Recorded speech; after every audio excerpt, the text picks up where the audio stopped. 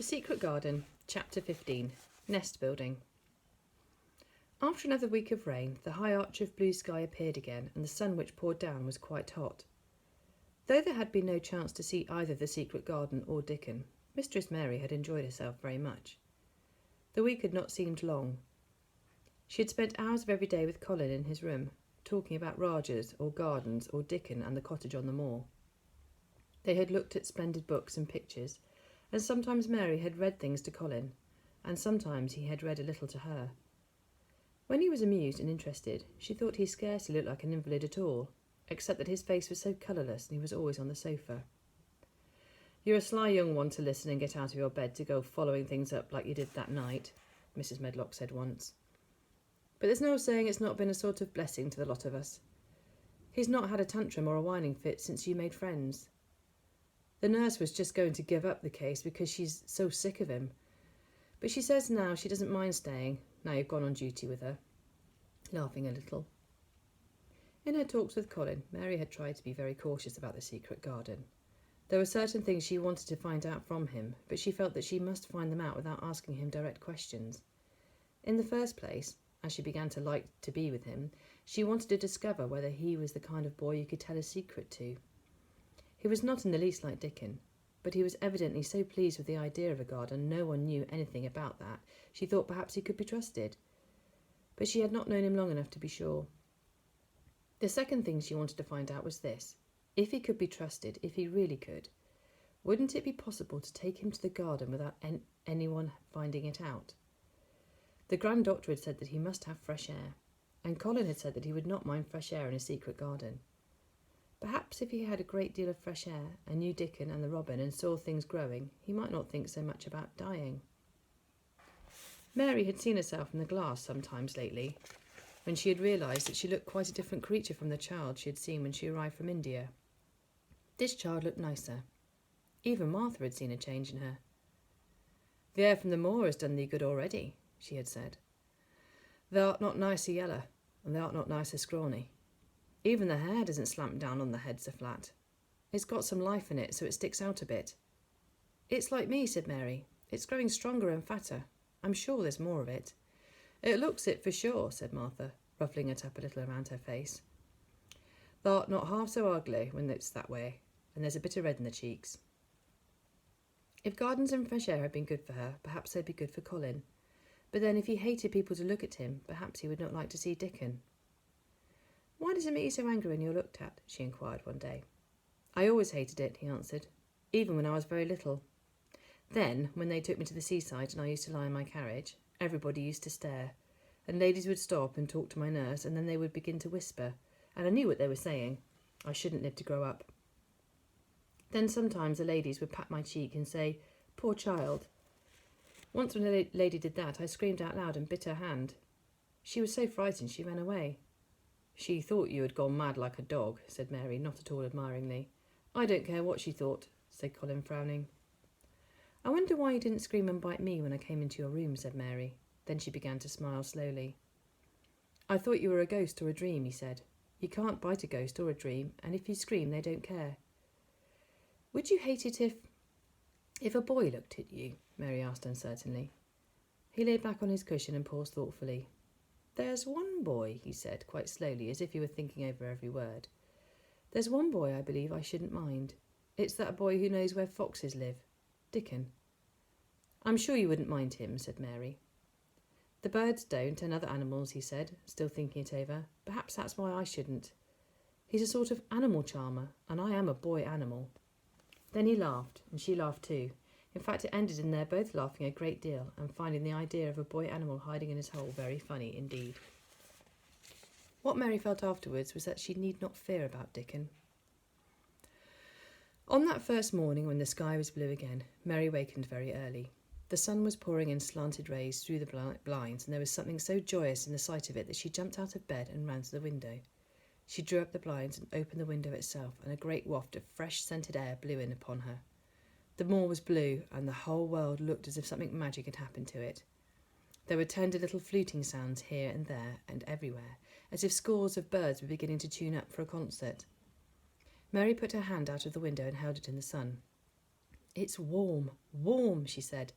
It will make the green points push up and up and up, and it will make the bulbs and roots work and struggle with all their might under the earth. She kneeled down and leaned out of the window as far as she could, breathing big breaths and sniffing the air until she laughed because she remembered what Dickon's mother had said about the end of his nose, quivering like a rabbit's. It must be very early, she said. The clouds are all pink, and I've never seen the sky look like this. No one is up. I don't even hear the stable boys. A sudden thought made her scramble to her feet. I can't wait. I'm going to see the garden. She had learned to dress herself by this time, and she put on her clothes in 5 minutes. She knew a small side door which she could unbolt herself, and she flew downstairs in her stocking feet and put on her shoes in the hall. She unchained and unbolted and locked, and when the door was open she sprang across the step with one bound, and there she was standing on the grass, which seemed to have turned green, and with the sun pouring down on her, and warm sweet wafts about her, and the fluting and twittering and singing coming from every bush and tree, she clasped her hands for pure joy and looked up in the sky. And it was so blue and pink and pearly and white and flooded with springtime light that she felt as she must flute and sing aloud herself, and she knew that thrushes and robins and skylarks could not possibly help it. She ran around the shrubs and passed towards the secret garden. It's all different already, she said. The grass is greener and things are sticking up everywhere and things are uncurling and the green buds of leaves are showing. This afternoon I'm sure Dickon will come. The long warm rain had done strange things to the herbaceous beds which bordered by the walk by the lower wall.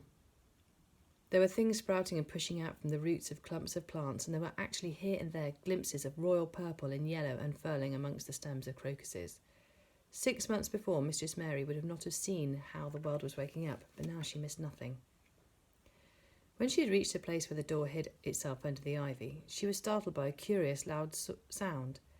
It was the caw-caw of a crow, and it came from the top of the wall, and when she looked up, there sat a big, glossy-plumaged blue-black bird, looking down at her very wisely indeed. She had never seen a crow so close before, and he made her nervous. But the next moment he spread his wings and flapped away across the garden. She hoped he was not going to stay inside, and she pushed the door open, wondering if he would. When she got fairly into the garden, she saw that he probably did intend to stay, because he had alighted on top of a dwarf apple tree, and under the apple tree was lying a little reddish animal with a bushy tail. Both of them were watching the stooping body and the rust-red head of Dickon, who was kneeling on the grass working hard. Mary flew across the grass to him. "Oh, Dickon, Dickon," she cried out, "how could you get here so early? How could you? The sun has only just got up." He got himself up, laughing and glowing, and tousled. His eyes are like a bit of the sky. "Hey," he said, "I was up long before him. How could I have stayed abed? The world's all fair begun again this morning, it has, and it's working and humming and scratching and piping and nest building and breathing out scents, till you've got to be out on it instead of lying on your back. Then the sun did jump up, the moor went mad for joy, and I was in the midst of the heather, and I run like mad myself, shouting and singing, and I come straight here. I couldn't have stayed away. Why, the garden was lying here waiting." Mary put her hands on her chest, panting as if she had been running herself. "Oh, Dickon, Dickon," she said, "I'm so happy I can scarcely breathe."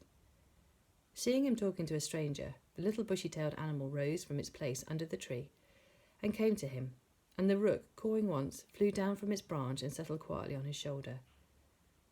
"This is the little foxcub," he said, rubbing a little reddish animal's head. "It's named Captain, and this here is Soot. Sooty flew across the moor with me, and Captain he ran the same time, as if the hounds had been after him. They both felt the same as I did."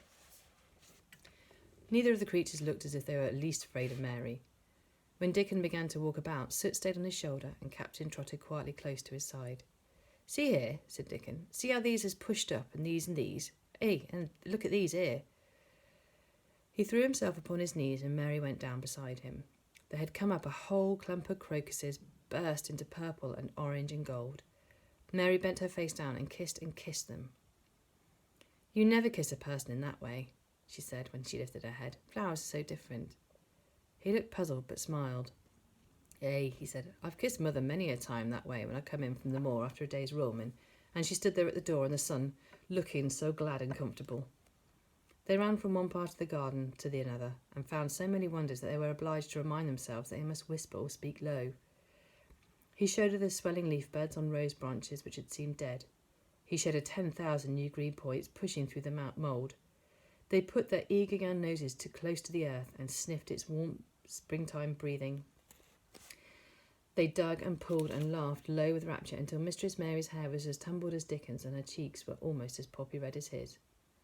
There was every joy on the earth in the secret garden that morning, and in the midst of them came a delight more delightful than all because it was more wonderful.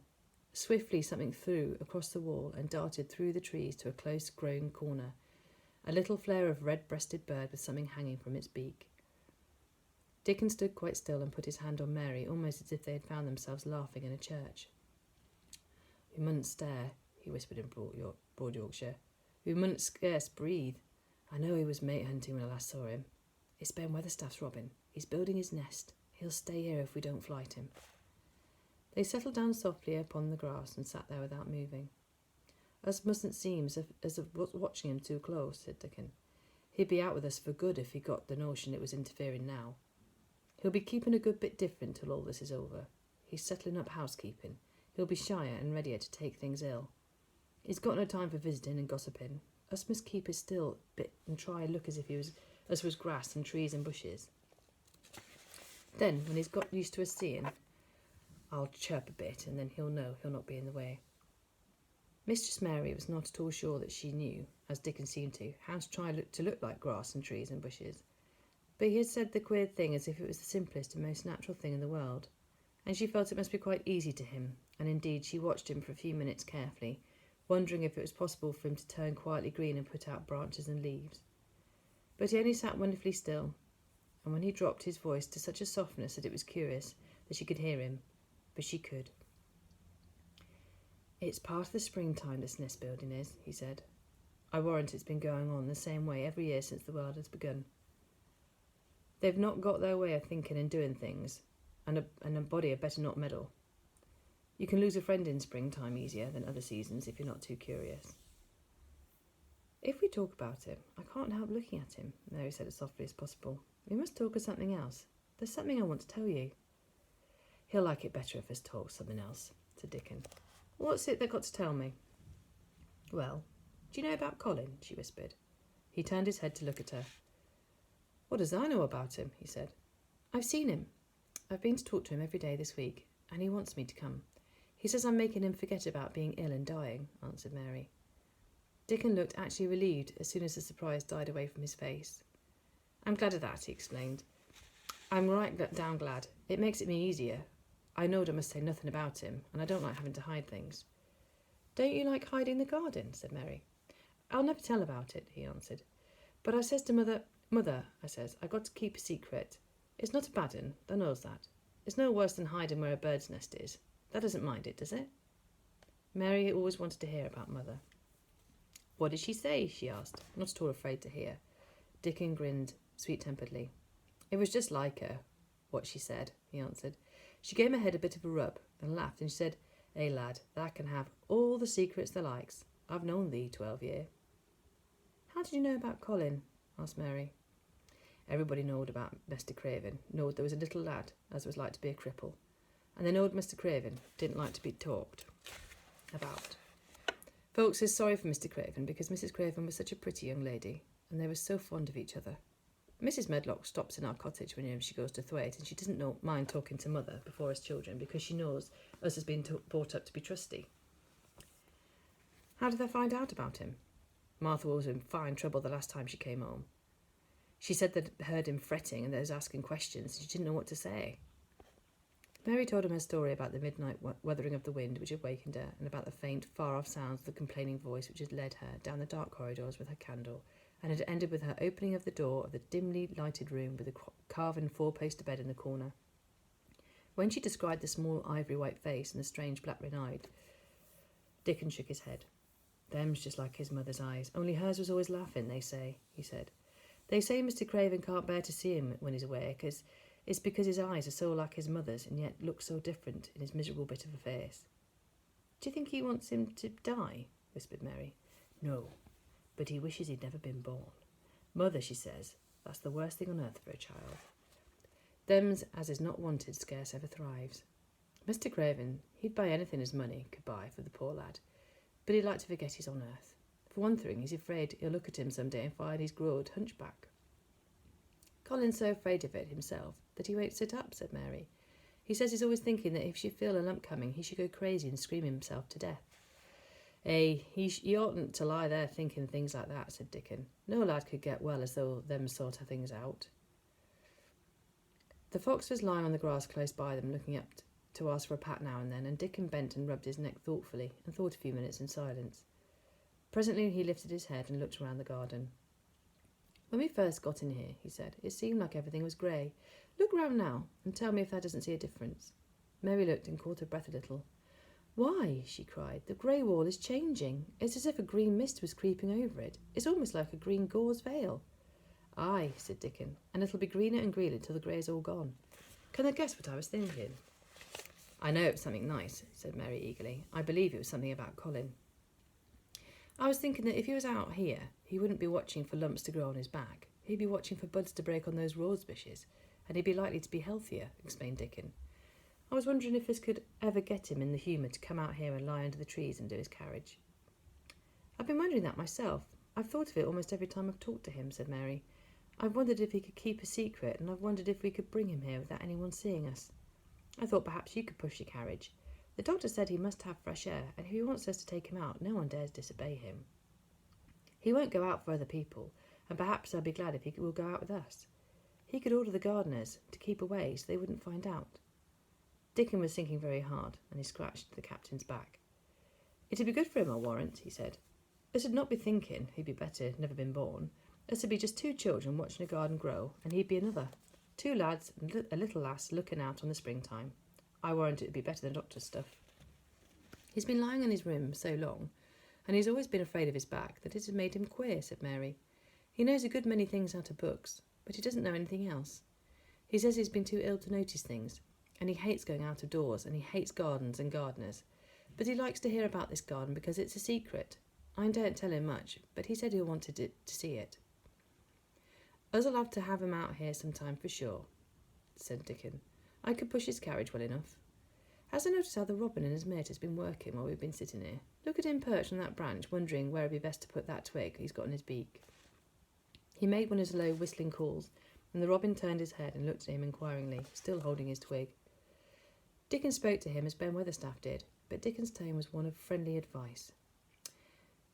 Wherever thou puts it, he said, it'll be all right. Thou knows how to build the nest before they came out of the egg. Get on with it, lad. There's got no time to lose. Oh, I do like to hear you talk to him, Mary said, laughing delightedly. Ben Weatherstaff scolds him and makes fun of him, but he hops about and looks as if he understood every word, and I know he likes it. Ben Weatherstaff says he's so conceited he would rather have stones thrown at him than not to be noticed. Dickon laughed too and went on talking. Thou knows thou won't be in trouble thee, he said to the robin. Us been near wild things ourselves. Us is nest building too, bless thee. Look out. That doesn't tell on us. And though the robin did not answer because his beak was occupied, Mary knew that when he flew away with his twig to his own corner of the garden, the darkness of his dew-bright eye meant he would not tell their secret for the world.